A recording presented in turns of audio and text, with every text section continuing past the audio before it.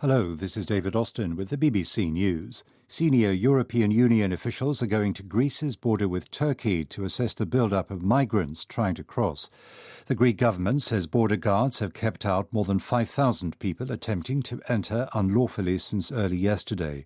A Greek member of the European Parliament, Anna Michel Asimakopoulou, has accused the Turkish president of orchestrating the crisis.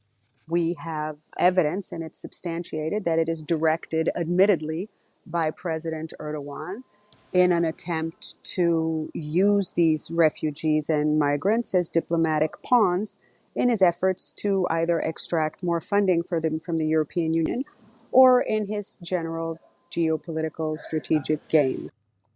For the second day in a row, Iran has announced a 50% rise in the number of cases of the coronavirus across the country. The official figure now stands at more than 2,300. The authority says 77 people have died, but the real figure is widely believed to be much higher. South Africa has slipped into recession after recording a drop in economic activity in the last 3 months of 2019. The economy shrank by 1.4%. A major factor has been the deliberate shutting down of parts of the electricity grid by the beleaguered state power firm Eskom. Partial results from Israel's third general election in a year put the party of the Prime Minister Benjamin Netanyahu in the lead, but still short of a majority. Yolande Nell is in Jerusalem.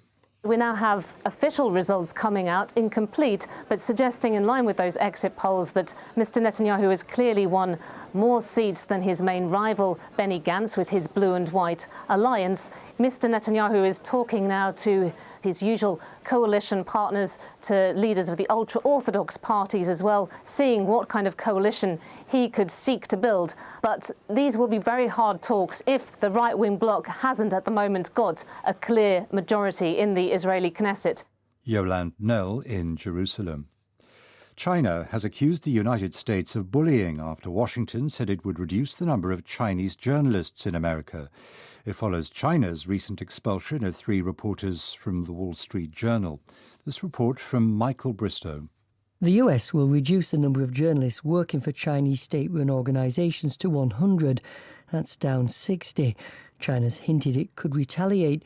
America says it's taken action not specifically over the Wall Street Journal expulsions, but because of the general deterioration of conditions for overseas reporters in China. On Monday, the Foreign Correspondents Club of China issued a report detailing the difficulties faced by its members, accusing Beijing of using visas as a weapon to intimidate. World News from the BBC.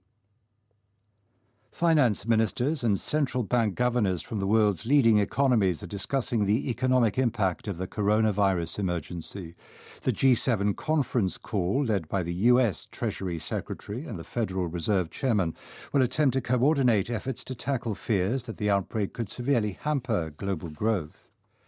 Moderate Democrats in the United States are uniting behind Joe Biden ahead of Super Tuesday, the most important day so far in the race for the White House. His former rivals, Pete Buttigieg, Amy Klobuchar and Beto O'Rourke, have endorsed the former vice president's campaign to challenge Donald Trump. Nick Bryant reports. The last 72 hours have witnessed a Lazarus-like revival for Joe Biden. Last night he received the endorsements of former rivals, partly in an attempt to block Bernie Sanders. The self-styled Democratic Socialist is expected to do well in the 2 biggest states, California and Texas. The aim is to win delegates, and a third of them are up for grabs on Super Tuesday. This increasingly looks like a race between Mr. Biden and Mr. Sanders, 2 candidates both in their late 70s. The moderate who promises results up against the radical who's promising a revolution. A court-martial in Russia has given a soldier a 2-year suspended prison sentence for bullying a recruit who went on to shoot dead 8 fellow conscripts. Hazing or putting newcomers through violent initiation rituals is commonplace but not officially sanctioned.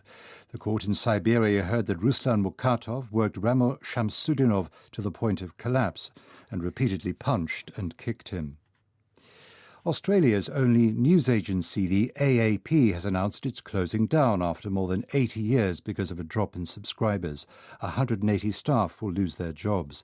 The company said its business model had suffered from the amount of free content now available online. BBC News.